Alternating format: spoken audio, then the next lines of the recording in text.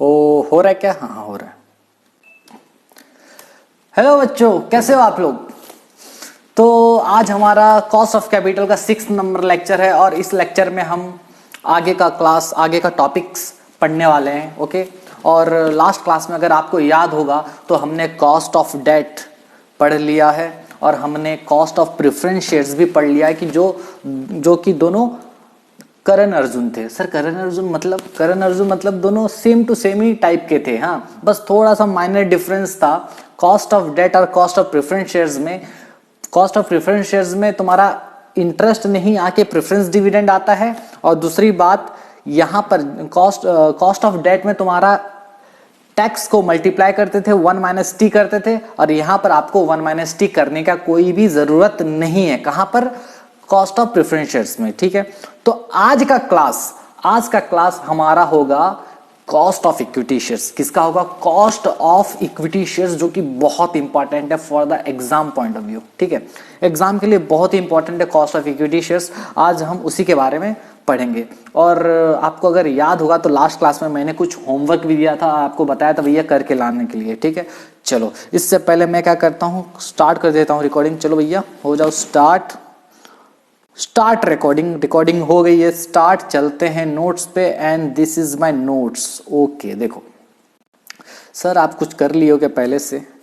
मैं कुछ किया था, फिर सोचा आपके साथ कर लूं। चलो क्वेश्चन देखते हैं और ये इसको जल्दी से कर लेते हैं। इसके बाद हम क्या करेंगे, हम अपना नेक्स्ट कंसेप्ट की ओर आगे बढ़ेंगे। ठीक है ना? ओके सर, ठीक है। चलिए देखो क्या बोलता है, देखो एक बार अगर आपको याद होगा क्वेश्चन लिख लिया था। हाँ सर लिख लिए थे हमने। क्वेश्चन देखो क्या बोल रहा है।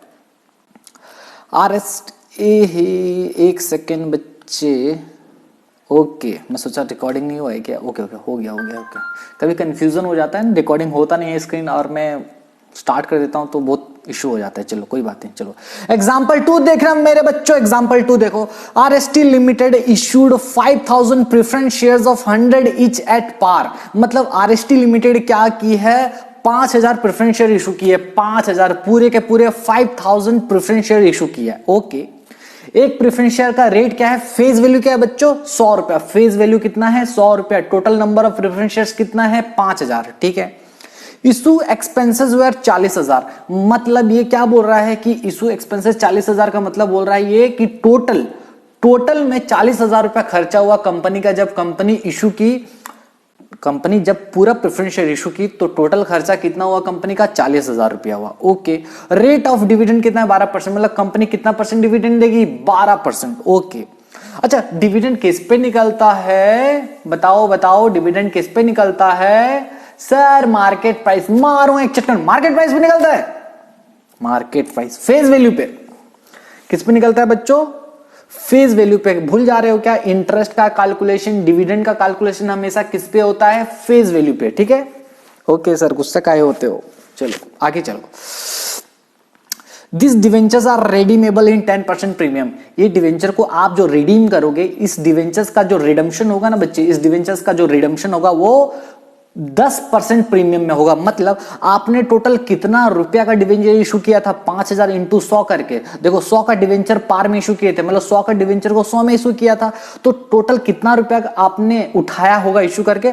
5000 इंटू 100 करोगे तो 50,000 रुपया होगा। लेकिन उसमें से भी चलो 40,000 इशू एक्सपेंसेस अलग बात है, मैं उसको कंसीडर नहीं कर रहा हूं। मैं बस आपको ये बताना चाहता हूं आपने कितने फेस वैल्यू का पैसा उठाया। 5000 इंटू 100 करके 50,000 है ना, सॉरी 5 लाख रुपया।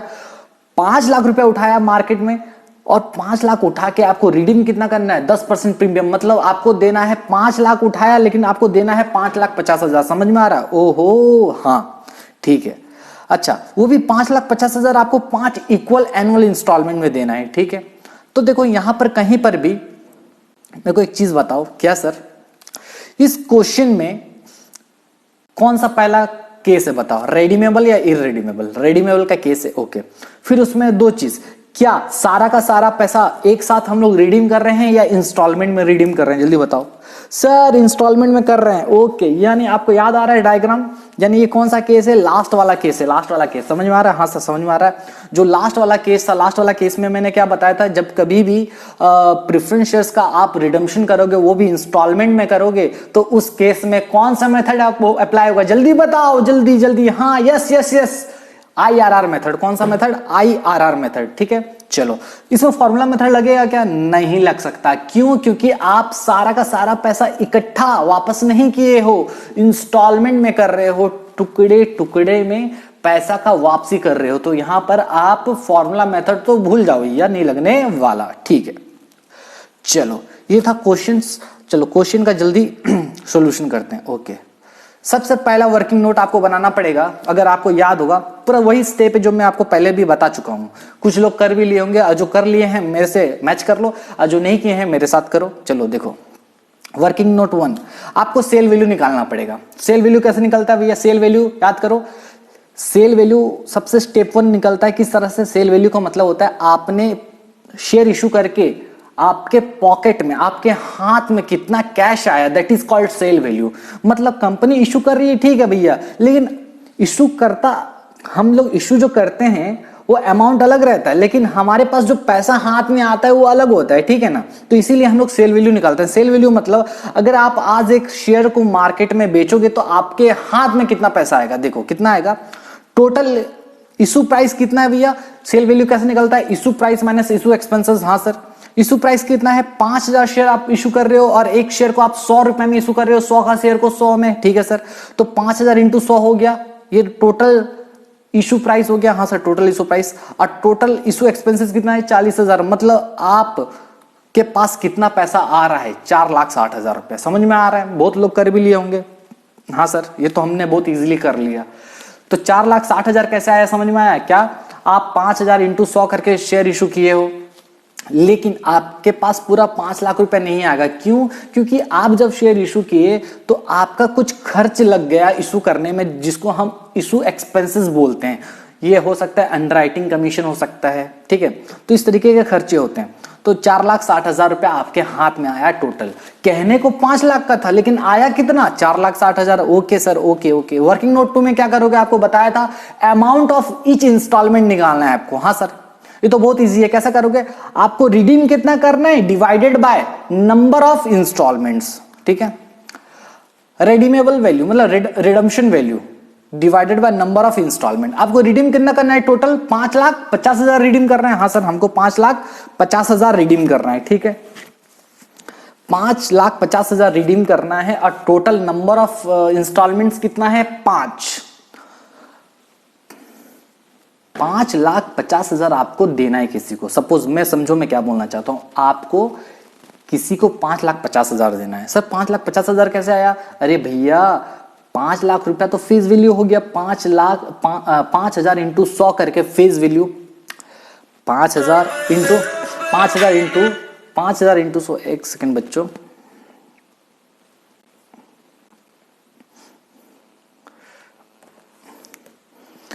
5,000 इंटू 100 करोगे तो 5 लाख आएगा फेस वैल्यू, उसमें प्लस प्रीमियम जोड़ोगे 10%, तो 5 लाख प्लस 10% कितना हो जाएगा? 5,50,000। हाँ सर। ओहो, यानी ये क्या है तुम्हारा? 5,50,000 रिडम्पशन वैल्यू है। आहो, ठीक है ठीक है ठीक है। तो टोटल रिडीम करना है 5,50,000 डिवाइडेड बाय 5 करोगे तो एक इंस्टॉलमेंट का खर्चा कितना आ जाएगा आप लोगों का? 1,10,000 रुपया। ये बहुत लोग कर चुके होंगे, जिनको होमवर्क दिया था कर लिए होंगे। हाँ सर ये तो कर लिए। यानी बताओ मेरे को बच्चों, ये जो 1,10,000 एक इंस्टॉलमेंट का पैसा आया है, क्या इसमें प्रीमियम इंक्लूड है? हाँ सर इंक्लूड है। हाँ okay. Working note number 3, preference dividend निकालना है आपको। क्या निकालना है? Preference dividend. सर ये कहां से निकाल दिए सर? देखो प्रेफरेंस डिविडेंड वहां पर जिस तरह से इंटरेस्ट का कैलकुलेशन करते थे, ठीक है, यहां पर प्रेफरेंस डिविडेंड भी निकालेंगे कि नहीं? हाँ सर बिल्कुल निकालेंगे। लेकिन इसमें देखो कितना टोटल साल था? 5 साल। तो देखो ईयर 1 2 3 4 5 और इधर प्रेफरेंस डिविडेंड कैसे निकालेंगे? देखो सबसे पहले आपको ये देखना है कि आउटस्टैंडिंग अमाउंट कितना है। क्या हर साल के स्टार्टिंग में कितना आउटस्टैंडिंग अमाउंट है? पहला साल के स्टार्टिंग में पूरे के पूरे आपको कितना रुपया देना है? 5 लाख रुपया देना है। हाँ सर बिल्कुल। अगर पहला साल का स्टार्टिंग में अगर आपको 5 लाख देना है, हाँ ठीक है, अगर पहला साल का स्टार्टिंग में अगर आपको 5 लाख देना है, ठीक है, तो इंटू 12% कर देंगे प्रेफरेंस डिविडेंड का अमाउंट, तो ये कितना आ जाएगा तुम्हारा? 60,000 रुपया। यानी पहला साल आपको डिविडेंड कितना देना पड़ेगा भैया? 60,000 रुपया देना पड़ेगा। कैसे?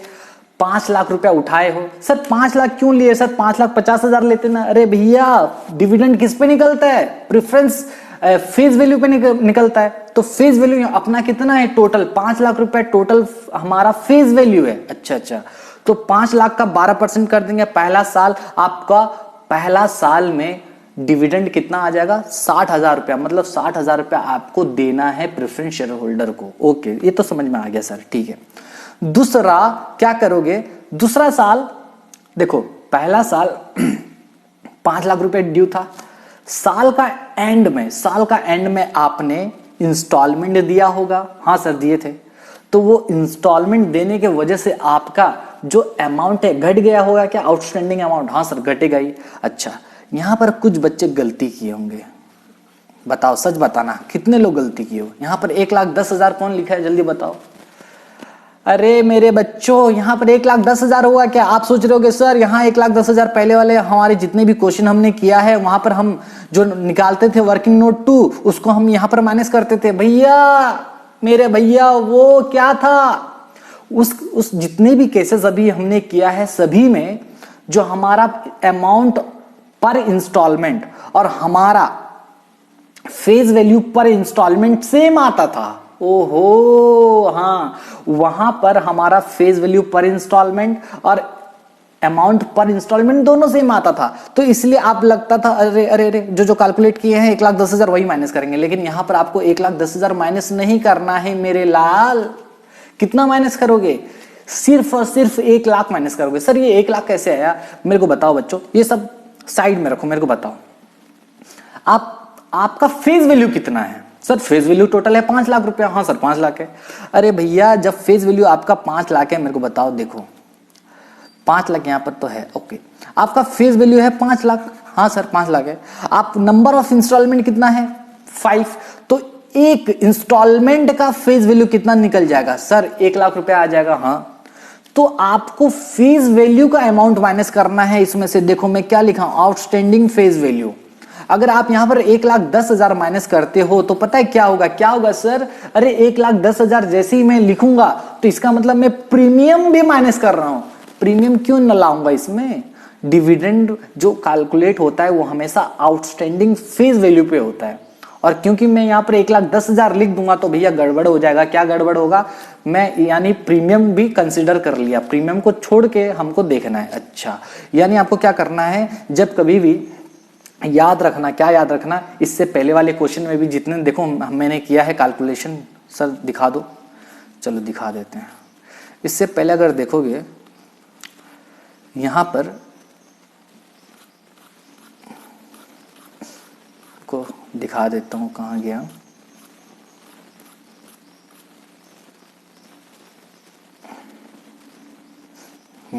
देखो यहाँ अमाउंट पर इंस्टॉलमेंट 2,40,000 आया है, हाँ सर। और यहाँ पर मैंने 2,40,000 माइनस करके ही 9,60,000 निकाला है। 12 लाख में से 2,40,000 माइनस किया और ये निकला। तो आप बोलोगे सर आप तो यहाँ पर 2,40,000 निकाले थे, उसी को इससे माइनस कर दिया। मैंने बोला नहीं बच्चे नहीं, मैंने क्या किया था, ये 2,40,000 जो है ना, यहाँ देखो यहाँ क्या हुआ है, यहाँ जो रीपेमेंट हो रहा है वो भी पार में हो रहा है। देखो X limited issued 60,000, 13% debenture of 20 each at 5% premium, redeemable in 5 equal annual instalment at par. Oh my God, देखो यहाँ पर पार में क्या हो रहा है, रिडीम हो रहा है। मतलब समझो आप टोटल पैसा कितना उठा रहे हो मेरे को बताओ। आप सर पैसा उठा रहे हो 60,000 इंटू 20 करके, ये कितना हो जाएगा, फेस वैल्यू 20 है तो ये हो जाएगा तुम्हारा 6 दूनी 12, 3 4 5, ठीक है। 12 लाख रुपए उठा रहे हो। 12 लाख रुपए जो उठा रहे हो, ठीक है सर 12 लाख उठा रहे हैं, 12 लाख उठा रहे हो तो मेरे को एक चीज बताओ, क्या सर नंबर ऑफ इंस्टॉलमेंट कितना है। 12 लाख उठाए और नंबर ऑफ इंस्टॉलमेंट है 5, तो एक इंस्टॉलमेंट का पैसा कितना हो जाएगा, 2,40,000 हो जाएगा। ये हो जाएगा, ये मेरा था फेज वैल्यू था बच्चे, ये भी मेरा फेज वैल्यू, यानी ये जो ये आया है, ये आया है फेज वैल्यू पर इंस्टॉलमेंट। ये क्या आया, फेज वैल्यू पर इंस्टॉलमेंट। अच्छा मतलब मेरे को क्या करना है, हर साल 2,40,000 माइनस करना है। ओहो समझे, देखो 2,40,000 माइनस करना है, ठीक है। और अमाउंट ऑफ इंस्टॉलमेंट भी सेम आ गया, क्यों, क्योंकि मेरे को प्रीमियम में रिडीम नहीं करना, मेरे को किस में रिडीम करना था, पार में करना था। और पार में करूंगा रिडीम और फेज वैल्यू निकालूंगा तो दोनों केस में, इस केस में दोनों चीज सेम आएगा, फेज वैल्यू पर इंस्टॉलमेंट भी सेम आएगा और तुम्हारा अमाउंट पर इंस्टॉलमेंट भी सेम आएगा। इसीलिए आपको लग रहा था कि ये 2,40 जो माइनस किया हूं वो यही है, ये वो नहीं है, ये है तुम्हारा अमाउंट पर इंस्टॉलमेंट, लेकिन मैं जो माइनस किया हूं ये माइनस किया हूं। अच्छा समझे, हाँ ठीक है सर आगे बढ़िए। ठीक है सर, ठीक है समझ में आ गया। अच्छा तो यहां पर 1 लाख माइनस किया मैं, तो मेरे को क्या करना है, मेरे को आउटस्टैंडिंग फेज वैल्यू निकालना है। मतलब फेज वैल्यू माइनस करने के बाद ही मैं फेज आउटस्टैंडिंग फेज वैल्यू आएगा। तो पहला साल में 1 लाख रुपए दे दिया, हाँ सर 1 लाख दे दिए, ठीक है। तो उस पर निकाला, इतना आ गया 48,000। फिर नेक्स्ट ईयर फिर 1 लाख माइनस किया, 36,000 आ गया। फिर 1 लाख माइनस किया, 24,000 डिविडेंड आ गया। फिर 1 लाख माइनस किया, 12,000 डिविडेंड आ गया। कुछ डाउट है क्या सर? नहीं, मैं जानता हूं यहीं पर आप लोग गलती किए थे। हाँ सर किए थे, यहीं पर गलती था, तो इसको सुधारना है। हाँ सर, अरे अभी भी समझ में आया कितने लोगों को? हाँ सर समझ में आ गया है, ठीक है। देखो अमाउंट ऑफ ईच इंस्टॉलमेंट आया 5,50,000 डिवाइडेड बाय 5, 1,10,000। लेकिन मेरा फेज वैल्यू पर इंस्टॉलमेंट आया 5 लाख बाय 5। दोनों में डिफरेंस है। जब मैं इंस्टॉलमेंट निकालूंगा तो मैं क्या करूंगा, redeemable value divided by number of instalment लिखूंगा। और जब मैं फेज वैल्यू पर इंस्टॉलमेंट निकालूंगा तो मेरे को टोटल फेज वैल्यू लिखना है। ओके, और मैं यहां पर जो माइनस करता हूं, ये क्या करता हूं, टोटल कितना था उसमें से कितना आपने इंस्टॉलमेंट में दिया वो माइनस यहाँ पर करके निकालते हैं। ठीक है, समझ में आ गया? हाँ सर समझ में आ गया। अब देखो क्या करोगे, ईयर 1 में 1 2 3 4 5। हाँ सर, प्रेफरेंस डिविडेंड अभी निकाले, कितना कितना 60 48 36 24 12। देखो 60 48 36 24 12, ठीक है। इंस्टॉलमेंट अमाउंट यहाँ आएगा, ठीक है, 1,10,000 कहाँ से आया, ये आया यहाँ से जो निकाले थे। हाँ सर इंस्टॉलमेंट अमाउंट। अच्छा अब टोटल पेमेंट कितना हो जाएगा, टोटल कर दोगे इसको तो 1 लाख, ये सब आ गया। अब मेरे को क्या करना है, रेट गैस करना है, 2 रेट गैस करना है। और रेट गैस करने के लिए आपको पता है क्या कि हम क्या करते हैं, 2 अप्रोच है आर को गैस करने का। पहला अप्रोच क्या है, जल्दी बताओ मेरे बच्चों, पहला अप्रोच क्या था, जल्दी बताओ।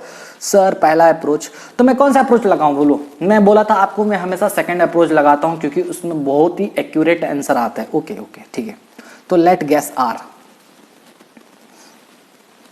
राइटिंग में थोड़ा दिक्कत, ओके कोई बात नहीं, चलो भैया।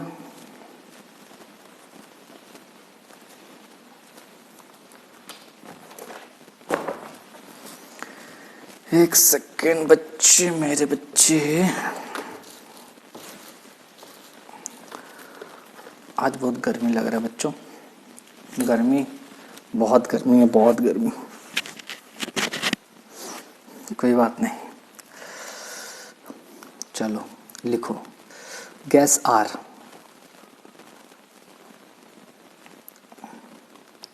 आर किस तरह से गैस करेंगे सर, बताइए।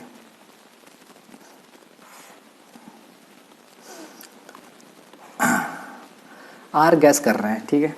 तो आर गैस करने का तरीका था, सबसे पहले एवरेज इंटरेस्ट निकालो। तो एवरेज इंटरेस्ट, ठीक है, एवरेज इंटरेस्ट कितना निकलेगा मेरे को बताओ। टोटल पेमेंट कितना कर रहे हो आप लोग, टोटल कर दो भैया, इसको सबको टोटल कर दो, इजी रहता है, ठीक है सर। 60,000, 48,000, 36,000, 24,000, 12,000, 1,80,000, ठीक है। फिर 1,10,000 इंटू कितना, 5,50,000, ठीक है। यहाँ कितना होगा, 1,80,000 प्लस कर दो, 7,30,000 होगा, ठीक है। ओके, तो टोटल पेमेंट हम कितना कर रहे हैं बच्चों, टोटल पेमेंट कर रहे हैं। टोटल पेमेंट में से क्या माइनस कर देंगे, तो एवरेज इंटरेस्ट आ जाएगा हमारा सेल वैल्यू, क्योंकि वही तो हम लोग क्या करते थे, एवरेज इंटरेस्ट कैसे आता है, total payment minus cell value करते थे। हाँ सर, तो मेरे को बताओ बच्चे, टोटल पेमेंट जब मैं करूँगा तो मेरा आ जाएगा 7,30,000, और मैं सेल वैल्यू मेरा है मेरे ख्याल से कितना था, 4,60,000 है। जी सर। सर ऐसा क्यों कर रहे हो आप लोग, अरे बच्चे देखो, एवरेज इंटरेस्ट मतलब एक्स्ट्रा कितना हम लोग दे रहे हैं टोटल में, टोटल में कितना दे रहे हैं। देखो जब मैं प्रेफरेंस शेयर इशू किया तो मेरे हाथों में पैसा कितना आया, 4,60,000 आया टोटल, और मैं टोटल दे कितना रहा हूँ, 7,30,000। तो भैया अगर मैं टोटल कितना आया, टोटल कितना गया, अगर मैं माइनस कर दूं तो पता नहीं चल जाएगा कि एक्स्ट्रा मैंने कितना दिया है। हाँ सर बिल्कुल, जल्दी जल्दी बताओ कितना होगा ये होगा माइनस 4,60,000, 2,70,000 होगा क्या, 2,70,000 देखो तो। जी सर 2,70,000, ठीक है। अगर मैं पर एनम का निकाल दिया तो एवरेज इंटरेस्ट पर एनम, तो 2,70,000 में से मैं क्या करूँगा, ये है टोटल 5 साल का। ओहो जी हाँ, डिवाइडेड बाई 5 कर दो, 54,000 आ रहा है। हाँ sir 54,000, this is your average interest per annum. अच्छा, अब क्या करते हैं हम, याद करो, एवरेज इंटरेस्ट के बाद एवरेज कैपिटल निकालते हैं, या फिर एवरेज लोन बोलो, जो भी बोलो, एवरेज इन्वेस्टमेंट बोलो, कुछ भी बोलो, एवरेज कैपिटल बोलो।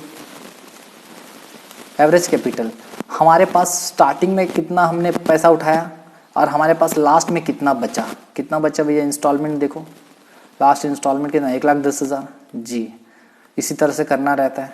हाँ सर, लास्ट इंस्टॉलमेंट, ओके।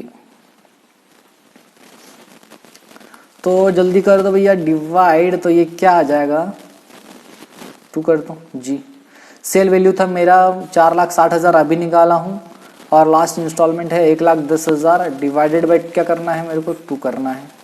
ये कितना आ जाएगा जल्दी बताओ, 4,60,000 प्लस 1,10,000 डिवाइडेड बाई 2, 2,85,000। यस 2,85,000, ठीक है। ये क्या आ गया भैया, ये आ गया तुम्हारा एवरेज कैपिटल। अच्छा, अब क्या करेंगे, एवरेज इंटरेस्ट भी आ गया, एवरेज कैपिटल भी आ गया। अब मैं क्या कर सकता हूँ, आर निकाल सकता हूँ, मतलब एवरेज ROI निकाल सकता हूँ क्या, एवरेज रिटर्न ऑन इन्वेस्टमेंट बोलो, या फिर और आर बोलो, कितना आएगा हमारा, इधर आया था कितना था, 54,000 डिवाइडेड बाय 2,85,000 इंटू 100, ठीक है सर। तो अगर मैं 54,000 डबल जीरो डिवाइड बाई 285,000 कर दूंगा तो ये आ जाएगा 18.95%। 18.95%। अच्छा, मैं आपको ये बता चुका हूँ क्या सर, कि इस अप्रोच से आर गैस करोगे तो आप आंसर के बहुत ही करीब चले जाओगे। अच्छा, तो आपको आपको क्या अब रेंज लोगे तो ज्यादा का रेंज लोगे कि कम का लोगे? जल्दी बताओ सर। आप बोले थे ज्यादा का लेना नहीं है, बस 1% का ले लेना। ठीक है, मतलब मेरा आंसर इसी के आसपास कहीं है। ओके, चलो भैया रेंज लो जल्दी। नेक्स्ट काम क्या है? रेंज लेने का। लिखो range of R. Range of R, R का रेंज कितना लूंगा? ये है 19% के आसपास, मतलब ये 18 से मैं 20 ले लूँ क्या? 18 to 20%। जी सर, रेंज। ओके ओके, अब क्या करना है? चलो कुछ करना नहीं है यहाँ पर। यहाँ पर देखो निकाला हुआ, यहाँ 18 और 20 लिख दो और प्रेजेंट वैल्यू फैक्टर निकाल लो। 18% और तुम्हारा 20%। ठीक है, चलो भैया निकालो प्रेजेंट वैल्यू फैक्टर निकालो। 18%, 1 डिवाइडेड बाय 1.18 इक्वल्स टू 8474 ना 0.847 0.847।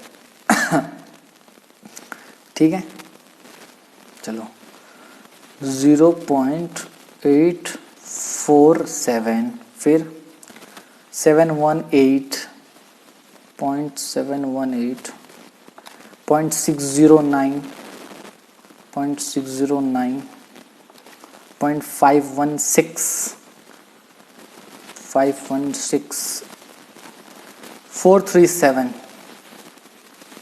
437। ठीक है, अच्छा 20% का भी निकाल लो। 1 डिवाइडेड बाय 1.19। ठीक है,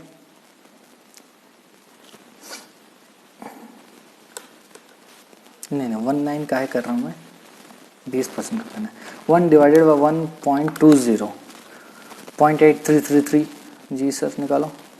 0.833। सर इसको थोड़ा साइड कर दीजिए ताकि आपको एडिट करने में बहुत ही इजी हो। जी सर, आपको कैसे पता बच्चों? सर आप बोल रहे हो।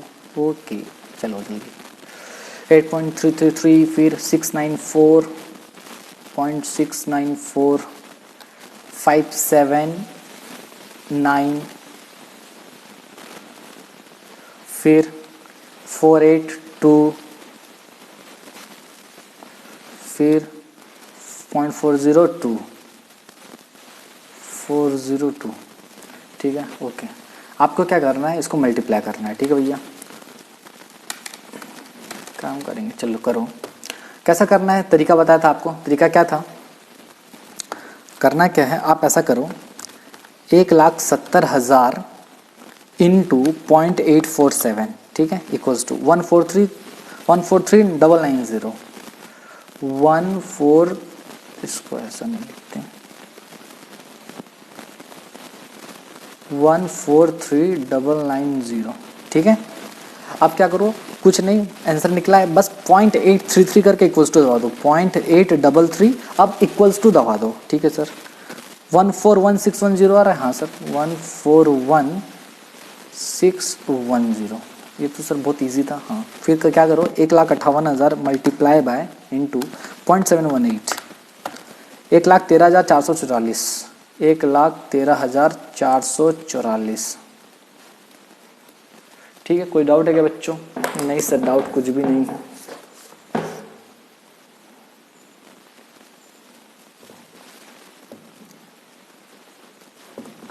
ठीक, ओके ठीक है। उसके बाद हाँ, फिर क्या करो? 0.694 कर दो। Okay sir, 1,09,652। 1,09,652 मेरे बच्चे। ओके हाँ सर, फिर क्या करो? 1,46,146,000 1,46,146,000 इंटू 0.609 88,914 88,914 0.579 84,534 84,534। अच्छा, 1,34,000 इंटू 0.516 69,144 0.482 64,588 64,588।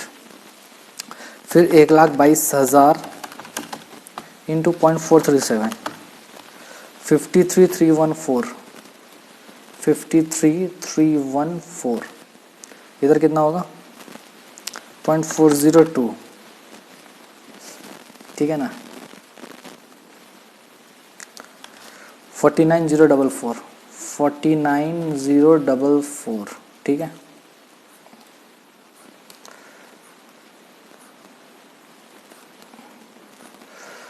चलो 49,044 प्लस 64,588, 84,534, 109,652, 1,41,610, यह आ गया 4,49,000, 4,49,428, ठीक है। और इधर का करो 143,990, 1,13,444,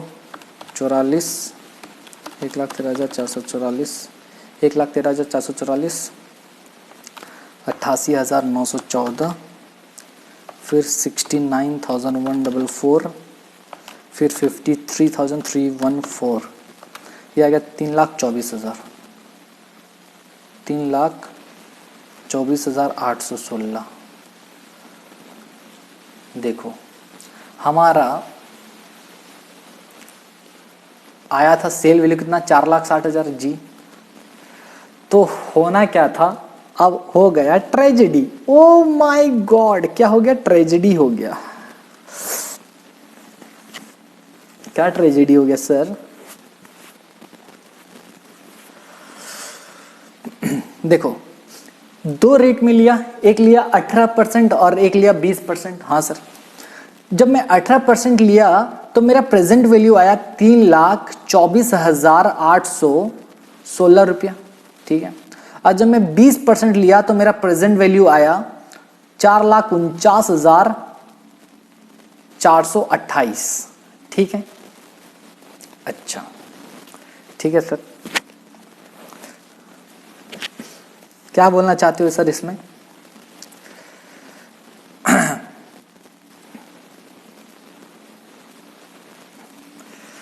अब देखो फिर से एक बार चेक कर लें क्या। 141,610, 1,09,652, 84,534, 64,534, 64,588, हाँ, फिर 49,044, 4,49,428, ठीक है।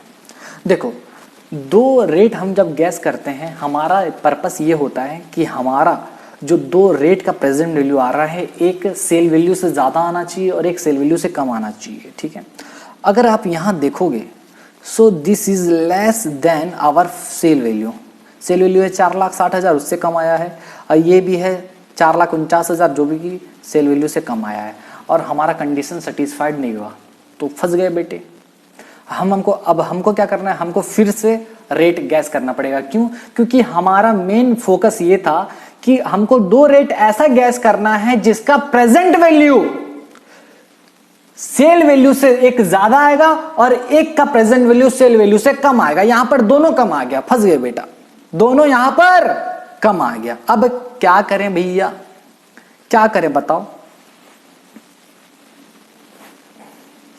हाँ अब तो प्रॉब्लम हो गया, क्या करें? अच्छा तो सर एक काम करते हैं, अब मेरे को बताओ, मेरे को सेल वैल्यू दोनों कम आ गया, तो मेरे को एक ऐसा रेट लेना पड़ेगा जिसकी वजह से सेल वैल्यू मेरा क्या आना चाहिए, ज्यादा आना चाहिए, जिसका वजह से मेरा प्रेजेंट वैल्यू ज्यादा होना चाहिए, किससे? सेल वैल्यू से। अच्छा अच्छा ठीक है सर, ज्यादा आना चाहिए, हाँ। तो अगर आपको याद होगा,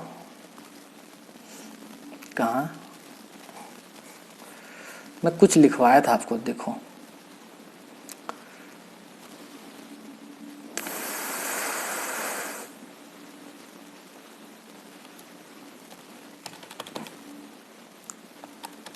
फोर 3,990, 1,13,444। थोड़ा मैं एक बार चेक कर लेता हूँ बच्चे, प्लस ठीक है, तो 69,144, 53,314, ओहो 468, सॉरी बच्चों, सॉरी सॉरी, ये तो मैं यहाँ पर प्लस में गड़बड़ कर दिया था। ओहो अच्छा, हाँ करो।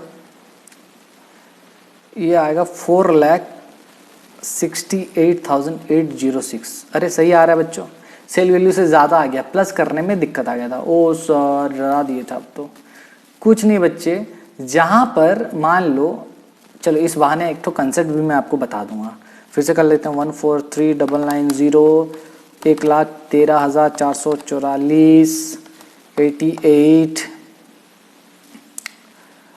914, 691,44, 53314, 468,806। अच्छा हाँ, अब देखो मेरे बच्चों, यहाँ पर दो प्रेजेंट वैल्यू का टोटल देखो, 18% में।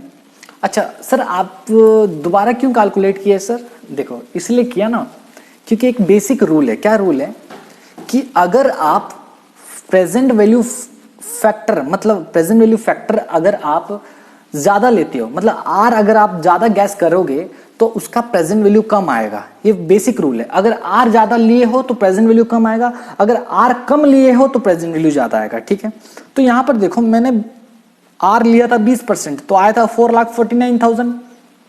ठीक है, अगर मैं आर कम लूंगा ना तो मेरा प्रेजेंट वैल्यू ज्यादा आना चाहिए, लेकिन मेरा यहां पर कम आ रहा था, तो इसलिए मेरे को थोड़ा सा खटका, भैया मैं कुछ गलत कर रहा हूं क्या इसमें? समझ में आ रहा मैं क्या बोल रहा हूं?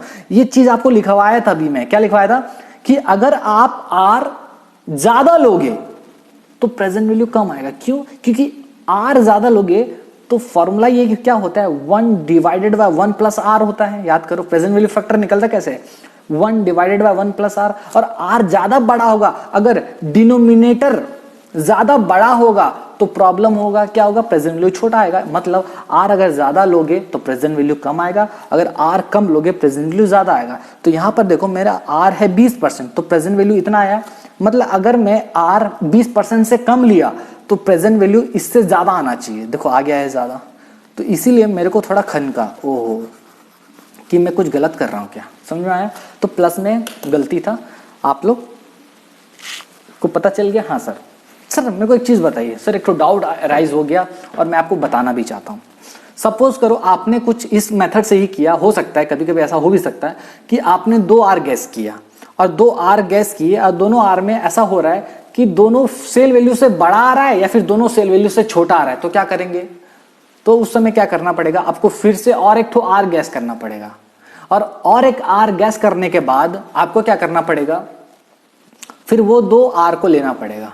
तो बस आपका फोकस यही होना चाहिए भैया कि क्या दोनों का दोनों आर, मतलब एक आर बड़ा होना चाहिए सेल वैल्यू से और एक आर छोटा होना चाहिए। तो देखो यहाँ पर सेल वैल्यू यानी हमारा 4,60,000 से ये क्या है, 4,60,000 से ये बड़ा है और ये 4,60,000 से ये छोटा है कि नहीं, बताओ मेरे को। इधर देखो, देखो ये 4,60,000 से ये 4,60,000 से बड़ा है और ये 4,60,000 से छोटा है। तो हमारा कंडीशन हो गया पूरा भैया। अब करना क्या है हमको, बस ये करना है, कंपैरिजन करना है। 4,68,806 और 4,49,428। ठीक है, चलो भैया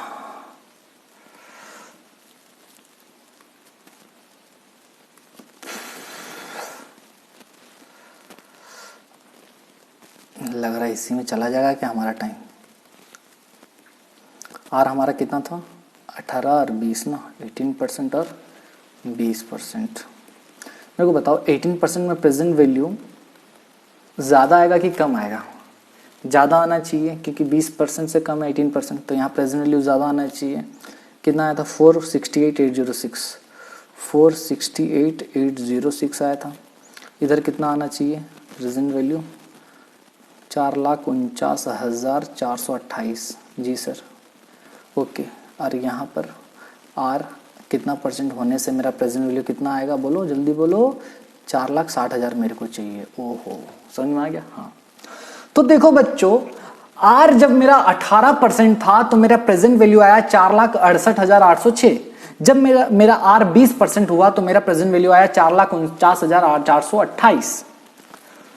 तो बताओ कि मेरा आर क्या परसेंट होगा कि मेरा प्रेजेंट वैल्यू 4,60,000 होगा है। हाँ मतलब यहां से यहां तक का दूरी, यहां से यहां तक का जब आप दूरी तय करोगे तो टोटल में आर में डिफरेंस कितने का आ रहा है? 2% का।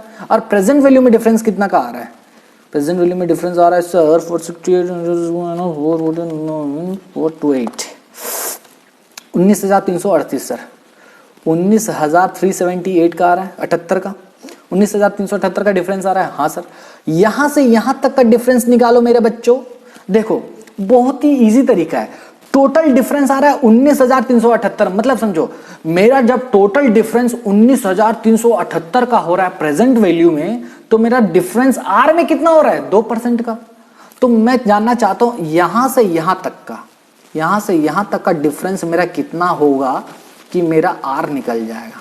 और इधर से मैं इधर जब जाऊंगा तो मेरा 18% ये बढ़ता जाएगा ना, तभी तो इधर 20% हो रहा है। मतलब मैं इधर से अगर इधर गया, इधर से मैं अगर इधर गया तो मेरा आर बढ़ता जाएगा। अच्छा ठीक है, अगर मैं इधर से इधर गया तो मेरा आर घटता जाएगा। तो हमेशा हम यहाँ खड़े होकर बात करते हैं जिसको फॉरवर्ड इंटरपोलेशन बोलते हैं, याद करना। हाँ सर बिल्कुल। अच्छा यहाँ का डिफरेंस बताओ, ये हो जाएगा, बहुत ईजी है, 8,806 होगा सर। क्या होगा बताओ? 8,806 होगा। ठीक है, चलो बताओ मेरे को जल्दी से। जी सर, अरे ओके, ये हो जाएगा तुम्हारा लिखो difference in result, difference in rate. जी सर, डिफरेंस इन रिजल्ट और डिफरेंस इन रेट। रिजल्ट में डिफरेंस कितना है मेरे बच्चों, मेरे प्यारों? 19,338 का। क्या? हाँ सर, मतलब रिजल्ट में 19,338 का डिफरेंस आएगा, तो मेरा आर में डिफरेंस कितने का आएगा बच्चे? 2% का आएगा। ओहो अच्छा। हाँ, अगर मेरा डिफरेंस 8,806 का आया तो भाई इकाई नियम बचपन में पढ़े थे, याद है कि नहीं? हाँ sir, unitary method, 2 divided by 19,378 into 8,806। बताइए सर, 2 इंटू 8,806 डिवाइडेड बाय 19,378, 0.9088 हाँ, 0.9088%। अच्छा मतलब मेरा IRR क्या हो जाएगा? इंटरनल रेट ऑफ रिटर्न हो जाएगा। मैं तो खड़ा था कितना परसेंट में? 18% में, और मेरे को दूरी तय करना पड़ गया 0.9088%। यानी मेरा 18.91% क्या आएगा? इंटरनल रेट ऑफ रिटर्न आएगा। ओ my God, O my God. ठीक है, हाँ sir. So this is my answer and this is your cost of preference share also, this is your cost of preference share also. ठीक है, और ये भी तुम्हारा क्या है? ये जो IRR है, KP equals to IRR equals to 18.91%। ठीक है, तो हमारा लास्ट क्लास का होमवर्क अभी खत्म हुआ। किस किस का आ गया था सर? हम लोग का आ गया था, वेरी गुड। जिसका आ गया था अच्छा, आज इसका नहीं आया था एक बार चेक कर लो बच्चे। ठीक है, हमेशा याद रखना यहाँ जो फेज वैल्यू आएगा ये एक सेल वैल्यू से बड़ा होना चाहिए और एक सेल वैल्यू से छोटा होना चाहिए, तभी तो आप आर को घेरोगे, घेर के मारना है। अच्छा हाँ, घेर के मारना है आर को। ठीक है सर, तो ये हमारा खत्म होता है यहाँ पर क्या? लास्ट क्लास का होमवर्क। सर बहुत टाइम लगा दिया, कोई बात नहीं, slow and steady wins the race, है ना। बहुत गर्मी है बच्चों आज तो। ठीक है सर, वो सब छोड़िए सर, आगे बताइए आज और क्या करेंगे। तो बच्चों चलो, तो आज का कंसेप्ट हमारा स्टार्ट होता है यहां से। चलो बच्चों, मेरे प्यारे बच्चों, आज आपको पता है वैसे क्या सर, मैं आज आपको आज का कंसेप्ट का सिर्फ थ्योरेटिकल बात ही बताऊंगा। क्यों सर? प्रैक्टिकल बात बताने का उतना समय नहीं है। ओके सर, कोई बात नहीं, बताइए तो बताइए जल्दी। तो लिखे बच्चों मेरे साथ, हो जाओ तैयार। नाम है कंसेप्ट का, कंसेप्ट नंबर 3। ओहो, कंसेप्ट नंबर 3, और टॉपिक का नाम है बच्चे, सर टॉपिक का नाम क्या है? Cost of equity shares. लिखो जल्दी से, क्या लिखोगे? क्या लिखोगे बच्चों?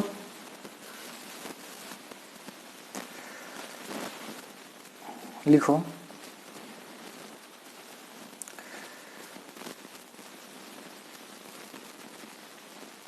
अरे ये क्या हो गया बच्चों, अरे भैया ये क्या क्या हो गया,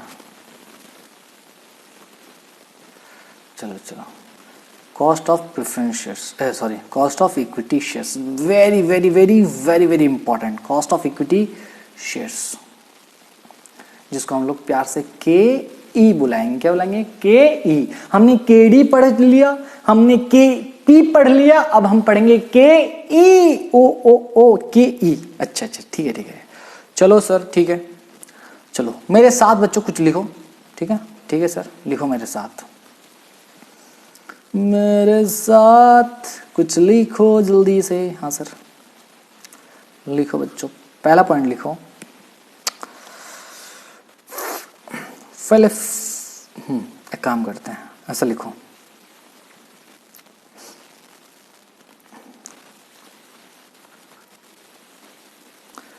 फीचर्स ऑफ के, फीचर्स ऑफ इक्विटी शेयर्स लिखो, बस ज्ञान की बात है, आप वैसे इसको नहीं लिखेंगे तो भी चलेगा, मैं बस बता दे रहा हूँ, है ना, ठीक है सर बता दीजिए। लिखो बच्चों, सबसे पहला लिखो features, equity shares are irredeemable, equity shares are irredeemable. ओहो, मतलब समझ में आ रहा होगा, मैं जैसे ही इररिडीमेबल लिखा तो आपको कुछ समझ में आ रहा होगा। हाँ सर समझ में आ रहा है, ठीक है, यहाँ पर रेडीमेबल का सवाल होता ही नहीं है, इक्विटी शेयर्स को रिडीम किया ही नहीं जाता है, ठीक है, इररिडीमेबल होता है, ठीक है। दूसरी बात लिखो, there is no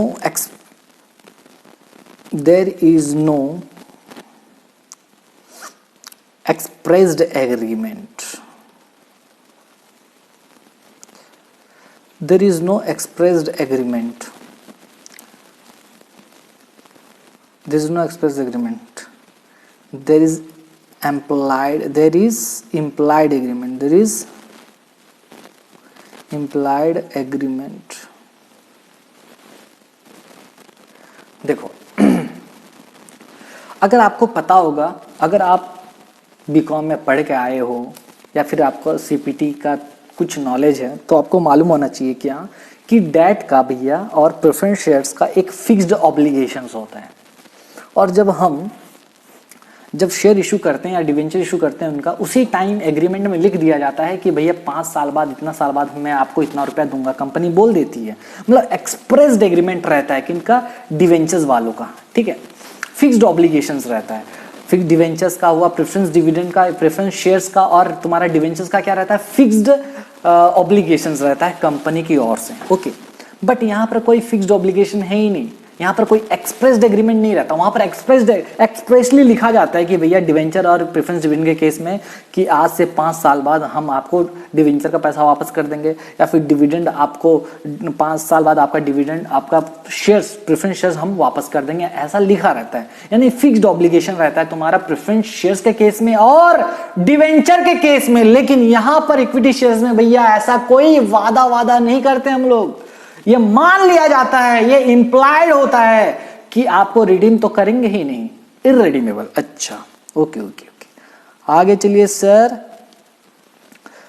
they have voting rights, पता होगा आपको, yes sir, they have voting rights, ठीक है सर।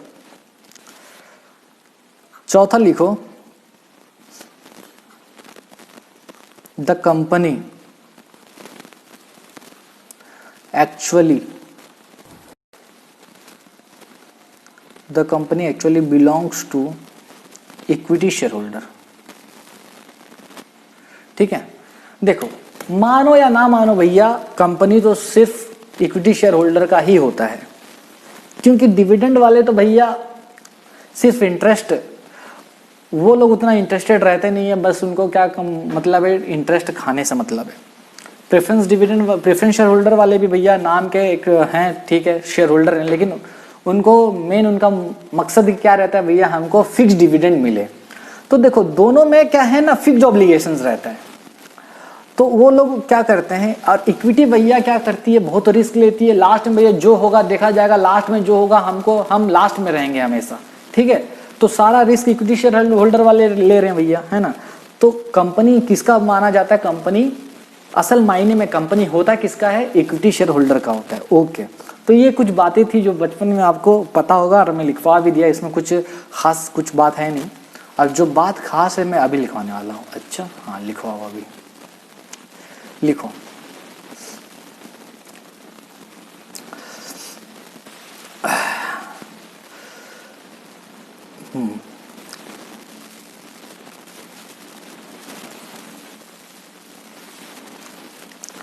लिखो, as there is no expressed agreement, as there is no expressed agreement, it is difficult to know the expectation of equity shareholders at the time of at the same time, sorry, at the at the at the same time different group of shareholders, different group of equity shareholders, different group of equity shareholders have different expectations, have different expectations. Example अगर लें, लिखो,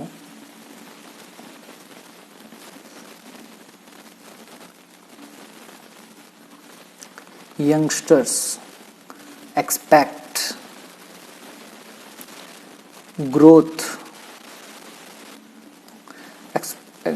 youngsters expect growth of company, while senior citizens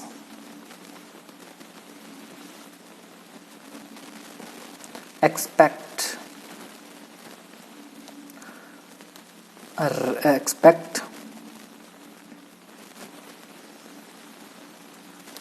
recurring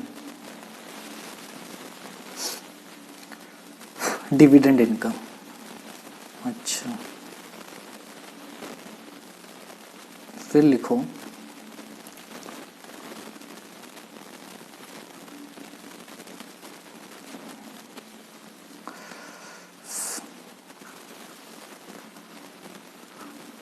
therefore from financial management, therefore from financial management point of view,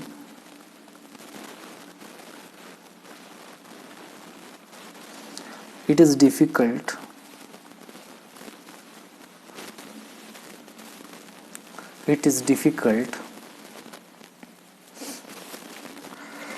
to ascertain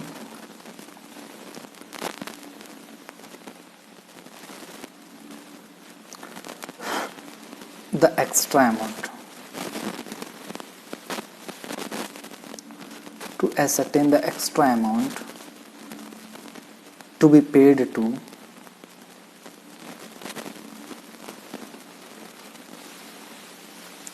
equity share holder. ठीक है, thus different models of computation of cost of equity capital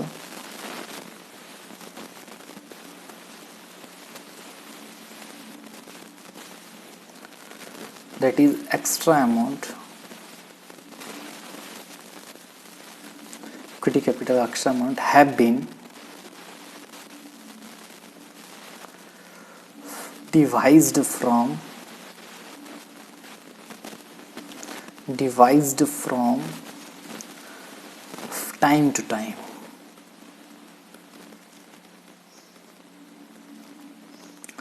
Based on assumptions of